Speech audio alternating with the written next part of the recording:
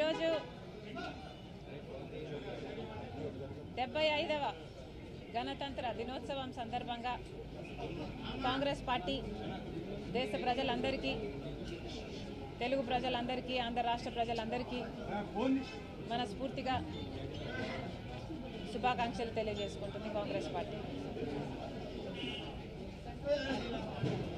ఈరోజు రాజ్యాంగాన్ని కాపాడుకోవాల్సిన అవసరం రాష్ట్ర ప్రజలు బాధ్యత అయ్యింది. రాజ్యాంగాన్ని అన్ని రకాలుగా కాపాడుకోగలిగింది ఒక కాంగ్రెస్ పార్టీ మాత్రమే. కాంగ్రెస్ పార్టీ ఆ రోజు అధికారంలో ఉండి అన్ని వర్గాలకు, అన్ని మతాలకు, అన్ని రాష్ట్రాలకు అందరికీ మేలు చేయాలి అన్న ఉద్దేశంతో అంబేద్కర్ గారి నాయకత్వంలో భారతదేశ రాజ్యాంగాన్ని రూపొందించడం జరిగింది. దానివల్లనే ఈరోజు భారతదేశ పౌరులందరికీ హక్కులున్నాయి. ఈ హక్కుల వల్లే ఈరోజు ప్రపంచంలో మనకు గౌరవం ఉండడమే కాకుండా భారతదేశంలో కూడా పేదవాడు సైతం బ్రతకగలుగుతున్నాడు అంటే దానికి కారణం మన రాజ్యాంగం కల్పించిన హక్కులు. కానీ రీజనల్ పార్టీస్ అధికారంలోకి వచ్చి నియంతల్లా మారి కొన్ని రాష్ట్రాలలో రాజ్యాంగాన్ని కాలరాస్తున్నారు. ఇది జరగరాదని, దీన్ని ప్రోత్సహించరాదని కాంగ్రెస్ పార్టీ ప్రజలందరినీ హెచ్చరిస్తుంది. రాజ్యాంగాన్ని గౌరవించడము అంటే అది ఒక రోజుతో, ఒక జెండా ఎగరేయడంతో అయిపోయే పని కాదు. రాజ్యాంగాన్ని గౌరవించడం అంటే రాజ్యాంగంలో మన దేశంలో ఉన్న అన్ని కులాలను, అన్ని మతాలను, అన్ని వర్గాలను అందరినీ సమానంగా చూసి అందరినీ సమానంగా గౌరవించడమే కాకుండా బడుగు బలహీన వర్గాల ప్రోత్సాహం కోసం చేయాల్సిన కృషి ప్రభుత్వాలు చేయాలి. కానీ ఇటీవల కాలంలో నియంతల్లా మారిన రీజనల్ పార్టీ ప్రభుత్వాలు ఇవి అమల్లో పెట్టడం లేదు అన్నది స్పష్టంగా కనిపిస్తుంది.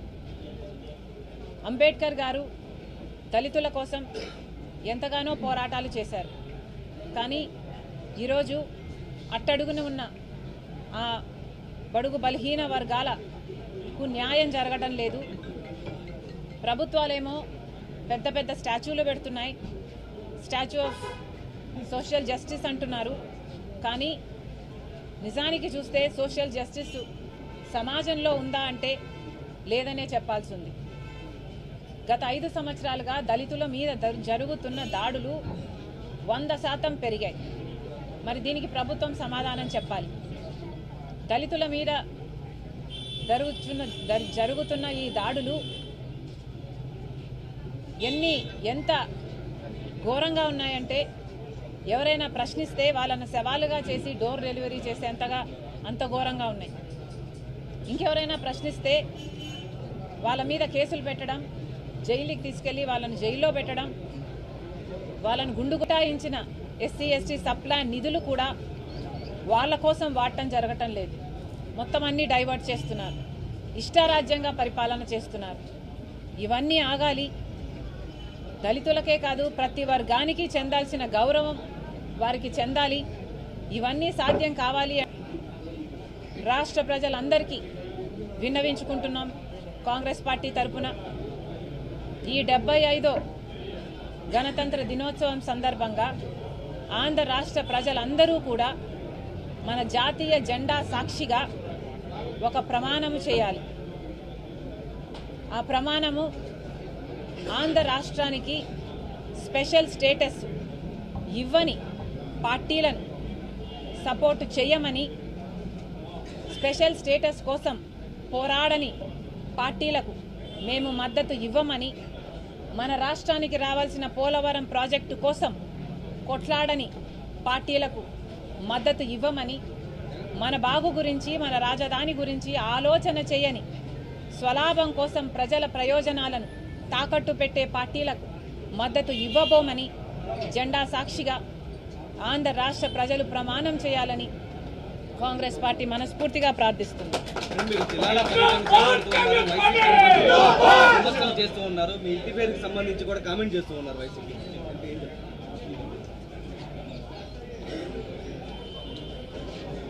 ఎవరో నాకు కితాబిస్తే నా విలువ ఎక్కువ కాదు, ఎవరో నాకు కితాబు ఇవ్వకపోతే నా విలువ తక్కువ కాదు. నేను రాజశేఖర రెడ్డి రక్తం. రాజశేఖర రెడ్డి గారు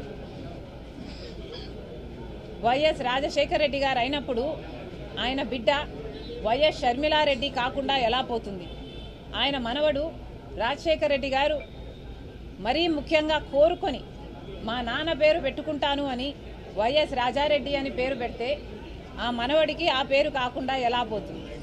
ఎవరు ఎన్నైనా మాట్లాడచ్చు వాళ్ళ స్వార్థం కోసం, కానీ నిజం ఎప్పటికీ నిలకడగానే నిలుస్తుంది.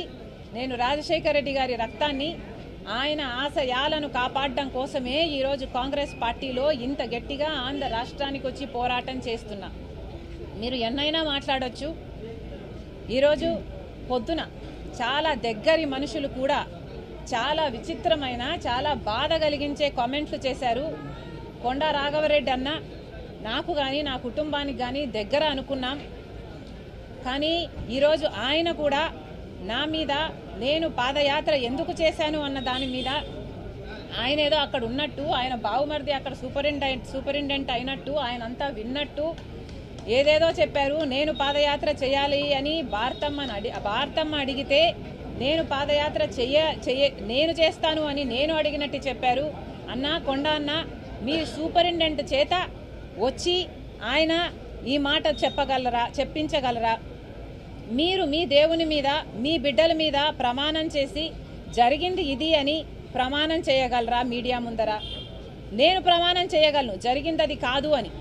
నేను పాదయాత్ర చేస్తాను అని నేను ఎప్పుడూ అడగలేదు. నన్ను కోరితే నేను ఒబ్లైజ్ చేశాను తప్పితే ఇది నిజం కాదు అని నేను నా బిడ్డల మీద, నా దేవుని మీద ప్రమాణం చేసి చెప్పగలను.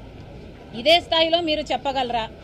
నేను నా భర్త పోయి అక్రమంగా డబ్బులు సంపాదించుకోవాలి అన్న ఉద్దేశంతో మేము జగన్ రెడ్డి దగ్గరికి వెళ్ళి మేము అడిగినట్టుగా మీరు చెప్తున్నారు. మీరు అక్కడ ఉన్నారా? మీరు అది ప్రూవ్ చేయగలరా? కనీసం నేను విజయవాడకు ఆ ప్రమాణ స్వీకారం రోజు తర్వాత ఒక్కసారి ప్రైవేట్ అఫైర్స్ విషయంగా పోవడం తప్పితే, అది కూడా విజయమ్మ గారితో సహా నా భర్తతో కాదు పోవడం తప్పితే, మొన్న పెళ్లి కార్డు ఇచ్చేంత వరకు నేను ఎప్పుడూ పోలేదు. పోనీ నేను వెళ్ళానని మీరు ప్రూవ్ చేయండి, మీ మాట నిజం అనిపించుకుందాం. ఎందుకన్నా దేవుడు చూస్తున్నాడు. మీరు నిజాలు నిక్కచ్చిగా చెప్పేట్టుకుంటే మీ విలువ పెరుగుతుంది. కానీ ఒక ఆడపిల్ల మీద అబాండాలు ఇలా వేస్తే, రాజశేఖర రెడ్డి బిడ్డ మీద మీరు అబాండాలు వేస్తే ప్రజలు గమనిస్తున్నారు. దయచేసి ఇలాంటివి చేయకండి. నాకు నేనుగా నిస్వార్థంగా పాదయాత్ర చేశా. నిస్వార్థంగా జగన్మోహన్ రెడ్డి గారు ముఖ్యమంత్రి కావాలని కోరుకున్నా. ముఖ్యమంత్రి అయినాక నాకు ఈ పని కావాలని కానీ, నాకు ఈ పదవి కావాలని కానీ నేను ఏ రోజు కోరిన దాన్ని కాదు. దీనికి సాక్ష్యం మా అమ్మే. ఈ విషయాలన్నీ అమ్మకు తెలుసు. మీకు దమ్ముంటే అమ్మ చేత చెప్పించండి. పాదయాత్ర భారతమ్మ చేయాలనుకుంది.